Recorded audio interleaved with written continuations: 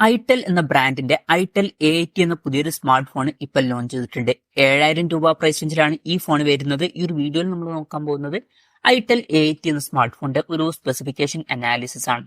അപ്പം നമ്മൾ ആദ്യം ഡിസ്പ്ലേയുടെ കാര്യം നോക്കുകയാണെന്നുണ്ടെങ്കിൽ 6.7 ഇഞ്ചിന്റെ HD+ ഡിസ്പ്ലേ ആണ് ഈ ഫോണിൽ വരുന്നത്. ഫുൾ HD റെസൊല്യൂഷൻ വരുന്നില്ല, പക്ഷേ ഈ ഒരു പ്രൈസ് റേഞ്ചിൽ അത് നമുക്ക് എക്സ്പെക്ട് ചെയ്യാനും പറ്റില്ല. HD റെസൊല്യൂഷനെ ഈ ഫോണിൽ നമുക്ക് എക്സ്പെക്ട് ചെയ്യാൻ പറ്റുള്ളൂ. പിന്നെ LCD പാനലാണ് ഇതിൽ കൊടുത്തിരിക്കുന്നത്. പിന്നെ എടുത്തു പറയേണ്ട ഒരു കാര്യം എന്ന് പറയുന്നത് പഞ്ചോൾ ഡിസൈൻ ഈ ഫോണിൽ വരുന്നുണ്ട്. പഞ്ചോൾ വരുന്നത് ടോപ്പ് സെന്റർ ഭാഗത്തായിട്ടാണ്. ഈ ഒരു പ്രൈസ് റേഞ്ചിൽ വാട്ടർ ഡ്രോപ്പ് നച്ച് ഡിസൈൻ ഒക്കെയാണ് പല ഫോണുകളിലും വരാറ്, പക്ഷെ ഇതിൽ പഞ്ചോൾ ഡിസൈൻ വരുന്നുണ്ട്. അത് എടുത്തു പറയേണ്ട ഒരു കാര്യമാണ്.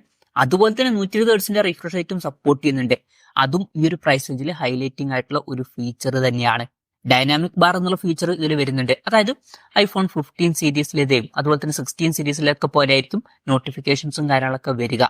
പീക്ക് ബ്രൈറ്റ്നസ് വരുന്നത് 500 നിറ്റ്സ് ആണ്. അപ്പോൾ ഡിസ്പ്ലേ ഫീച്ചേഴ്സ് മൊത്തത്തിൽ നോക്കുമ്പോൾ പഞ്ചോൾ ഡിസൈൻ 120 ഹെർട്സിന്റെ റിഫ്രഷ് റേറ്റ് ഒക്കെ ഈ ഒരു പ്രൈസ് റേഞ്ചിൽ എടുത്തു വരേണ്ട ഫീച്ചേഴ്സ് ആണ്. അപ്പോൾ ഈ ഒരു പ്രൈസ് റേഞ്ചിനനുസരിച്ചിട്ട് അത്യാവശ്യം നല്ല ഡിസ്പ്ലേ ഫീച്ചേഴ്സും കാര്യങ്ങളൊക്കെ ഈ ഫോണിൽ വരുന്നുണ്ട് എന്ന് തന്നെ പറയാവുന്നതാണ്. പിന്നെ സൈഡ് മൗണ്ടഡ് ഫിംഗർ പ്രിന്റ് സെൻസറും കാര്യങ്ങളൊക്കെ ഇതിൽ വരുന്നുണ്ട്. ഫോണിന്റെ തിക്നെസ് വരുന്നത് 8.54 mm ആണ്. IP54 റേറ്റിംഗ് ഇതിൽ സപ്പോർട്ട് ചെയ്യുന്നുണ്ട്. അപ്പം അത്യാവശ്യം നല്ലൊരു IP റേറ്റിംഗ് തന്നെ വരുന്നുണ്ട്. ഈ ഒരു പ്രൈസ് റേഞ്ചിലൊക്കെ ഒരു IP റേറ്റിംഗ് വരുന്നു എന്നുള്ളത് തന്നെ എടുത്തു പറയേണ്ട ഒരു കാര്യമാണ്. ഈ ഒരു ഫോണിന്റെ വേവ് ബ്ലൂ, ഗ്ലേഷ്യർ വൈറ്റ്, അതുപോലെ തന്നെ സാൻഡ് സ്റ്റോൺ ബ്ലാക്ക് എന്നീ കളർ വേരിയൻസ് ആണ് ഇപ്പൊ ലോഞ്ച് ചെയ്തിരിക്കുന്നത്. ഇനി പ്രോസസറിന്റെ കാര്യത്തിലോട്ട് വരികയാണെന്നുണ്ടെങ്കിൽ യൂണി SoC T603 എന്ന പ്രോസസറാണ് ഇതിൽ വരുന്നത്. ഇത് വളരെ ബേസിക് ആയിട്ടുള്ള ഒരു പ്രോസസറാണ്. ബേസിക് ആയിട്ടുള്ള കാര്യങ്ങളൊക്കെ നടന്നു പോവേണ്ടതാണ്. പക്ഷെ ഈ ഒരു 7000 രൂപ പ്രൈസ് റേഞ്ചിൽ ഇതൊക്കെ നമുക്ക് എക്സ്പെക്ട് ചെയ്യാൻ പറ്റുള്ളൂ. 7000 രൂപ പ്രൈസ് റേഞ്ചിൽ ഈ ഒരു പ്രോസസർ ഓക്കെയാണ്. 5G സപ്പോർട്ട് ഒന്നുമില്ല, മാക്സിമം 4G സപ്പോർട്ടാണ് ഈ ഫോണിൽ വരുന്നത്. ഈ ഒരു പ്രൈസ് റേഞ്ചിൽ ഇപ്പത്തതിൽ നമുക്ക് 5G സപ്പോർട്ട് എക്സ്പെക്ട് ചെയ്യാനും പറ്റില്ല. പിന്നെ ബേസ് വേരിയന്റിൽ 4GB റാമും 128GB ഇന്റേണലും വരുന്നുണ്ട്. അപ്പോൾ 7000 രൂപ പ്രൈസ് റേഞ്ചിൽ തന്നെ നമുക്ക് 128GB ഇന്റേണൽ കിട്ടുന്നുണ്ട്. അത് നല്ലൊരു കാര്യമാണ്. വെർച്വൽ റാം എന്നുള്ള ഫീച്ചറും വരുന്നുണ്ട്. അതായത് എക്സ്ട്രാ റാം വേണ്ട സമയത്ത് ഇന്റേണൽ മെമ്മറിയിൽ നിന്ന് കുറച്ച് മെമ്മറി എടുത്തിട്ട് അത് റാമായിട്ട് യൂസ് ചെയ്യുന്നതായിരിക്കും. അങ്ങനെ 4GB റാം വരെ എക്സ്ട്രാ നമുക്ക് ലഭിക്കുന്നതായിരിക്കും. പിന്നെ സിംഗിൾ സ്പീക്കറാണ് ഈ ഫോണിൽ വരുന്നത്. ഈ ഒരു പ്രൈസ് റേഞ്ചിൽ അതൊക്കെയാണ്. 3.5 ഓഡിയോ ജാക്ക് ഈ ഫോണിൽ വരുന്നുണ്ട്. പിന്നെ Android 14 ബേസ് ആയിട്ടുള്ള ഗോ എഡിഷൻ സോഫ്റ്റ്വെയർ ആണ് ഈ ഫോണിൽ വരുന്നത്. ഗോ എഡിഷൻ എന്ന് പറഞ്ഞാൽ ഇപ്പം പ്രോസസർ പവർഫുൾ അല്ല എന്നുണ്ടെങ്കിലോ അല്ലെങ്കിൽ റാം ഒക്കെ കുറവാണെന്നുണ്ടെങ്കിൽ ഹാങ്ങും കാര്യങ്ങളൊക്കെ വരാൻ ചാൻസ് ഉണ്ട്. അത് ഒഴിവാക്കാൻ വേണ്ടിയിട്ട് ആൻഡ്രോയിഡിന്റെ ഒരു ലൈറ്റ് വെർഷൻ ആണ് സോഫ്റ്റ്വെയറിൽ കൊടുക്കാറ്. അതാണ് ഈ ഒരു ഗോ എഡിഷൻ സോഫ്റ്റ്വെയർ. അപ്പം അതുപോലുള്ളൊരു സോഫ്റ്റ്വെയർ ആയിരിക്കും ഈ ഫോണിൽ വരിക.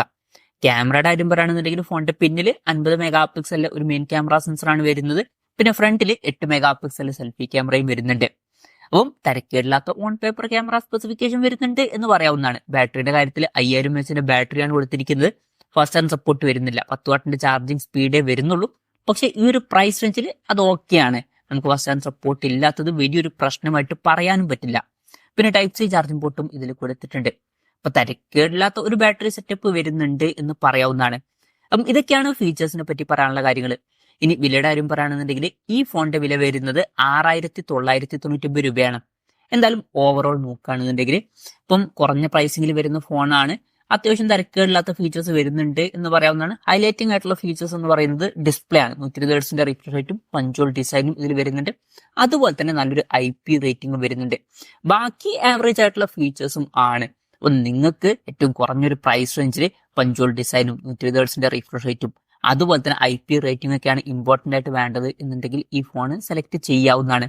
ബാക്കി ആവറേജ് ആയിട്ടുള്ള ബേസിക് ആയിട്ടുള്ള പെർഫോമൻസും ഇതിൽ ലഭിക്കുന്നതായിരിക്കും. അപ്പം ഈ ഒരു പ്രൈസ് റേഞ്ചിൽ ഇതിൽ ചില ഇൻട്രസ്റ്റിംഗ് ആയിട്ടുള്ള ഫീച്ചേഴ്സ് ഒക്കെ വരുന്നുണ്ട് എന്ന് പറയാവുന്നതാണ്. അപ്പോൾ തരക്കേടില്ലാത്തൊരു ഫോൺ എന്ന് പറയാം, അത്രേ ഉള്ളൂ. അപ്പം ഇതാണ് ഈ ഒരു ഫോണിനെ പറ്റിയായിട്ടുള്ള എൻ്റെ ഒരു അഭിപ്രായം. ഈ ഒരു ഫോണിനെ പറ്റിയായിട്ടുള്ള നിങ്ങളുടെ ഒരു അഭിപ്രായം കൂടി ജസ്റ്റ് ഒന്ന് കമന്റ് ചെയ്യുക.